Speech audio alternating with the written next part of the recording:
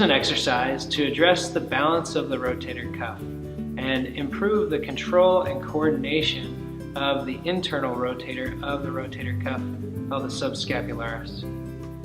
To isolate the subscapularis and ensure optimal functioning, positioning is very important. You're going to attach a band to a doorknob or a surface that's about the height of a doorknob, like a drawer pull or a drawer.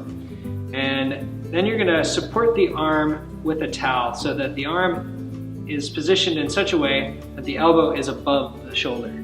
What this does is allows the humerus to sit in a centered position in the socket.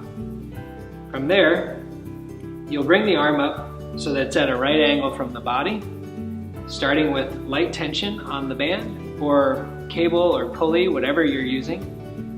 You will start here with the arm vertical and then rotate through the shoulder like you're rotating down for a target that's next to your hip.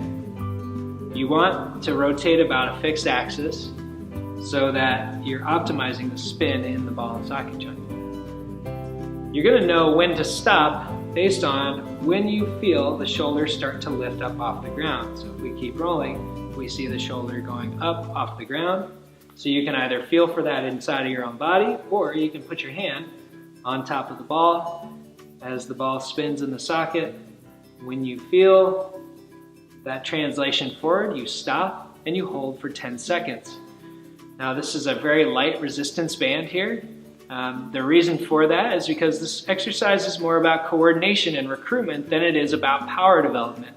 So it's really what we would call a motor control exercise. And motor control around the ball and socket joint is very, very important for climbers because that balance of activity or control around the rotator cuff keeps the ball seated in the socket. And that's one of the most important functions that the cuff has. Now, if you're training only one side of the cuff, which is very common, then you can create imbalance, which can cause the ball to translate in the cup and ultimately compromise the mechanics of that joint. So 10 times, 10 seconds, and 2 sets are good.